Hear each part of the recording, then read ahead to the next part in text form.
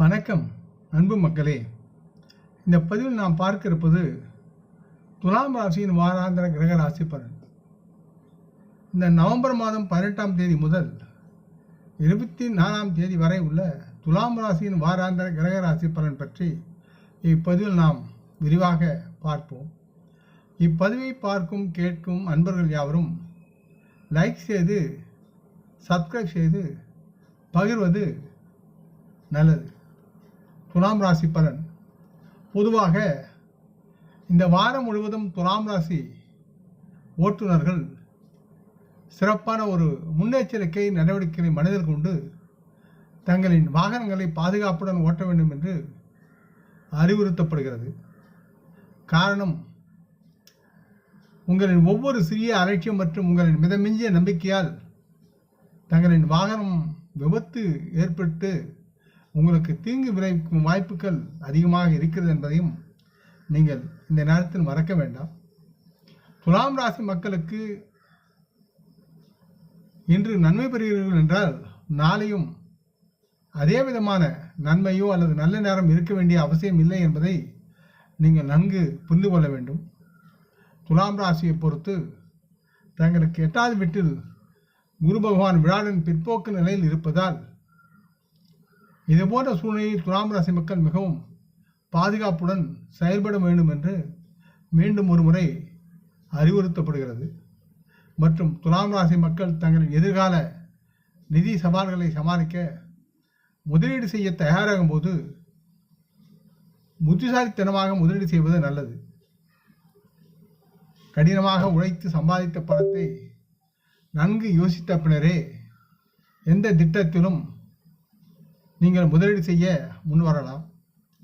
துலாம் ராசி மக்களை சுற்றியுள்ள செல்வாக்கு மிக்க மற்றும் முக்கியமான மக்களிடையே அல்லது உறவுகளிடையே உங்களின் ஆழமான எண்ணங்களின் வெளிப்பாட்டை தெரிவித்து அதை மேலும் அதிகரிக்க முயற்சிக்க வேண்டும். இதனால் துலாம் ராசி மக்கள் தாங்கள் வாழும் கூட்டத்தில் உள்ள சமூக நடவடிக்கைகளில் பங்கேற்க இது ஒரு நல்ல வாய்ப்பாக உருவாகி உங்களை மேம்பட வைக்கும். காரணம், இந்த வாரம் உங்களை சுற்றி உள்ளவர்களை ஈர்க்கும் சக்தி மற்றும் உங்கள் திறமை பல சாதகமான பலன்களை உங்களுக்கு பெற்றுத்தரும் என்று கிரகநிலைகள் உறுதியாக கூறுகின்றன. துலாம் ராசி மக்கள் தாங்கள் வேலை செய்யும் அலுவலகத்தில் இந்த வாரம் நீங்கள் விரும்பியபடி நல்ல பலன்களை பெற முடியாமல் போகவும் வாய்ப்புகள் இருக்கிறது. காரணம், உங்களுக்கு நெருக்கமான ஒருவர் அவரின் நலனுக்காக உங்களை சில இடங்களில் காட்டிக் கொடுக்கும் வாய்ப்பும் இருக்கிறது. ஆகையால் நீங்கள்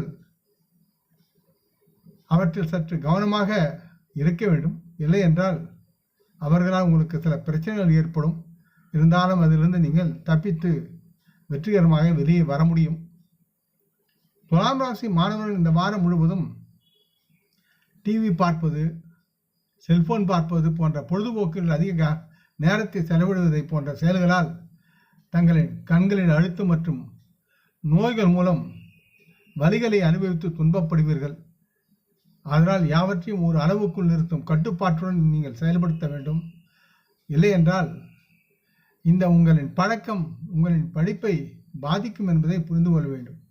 மற்றும் இது உங்கள் கண்களின் பார்வையும் மங்கை செய்யும்.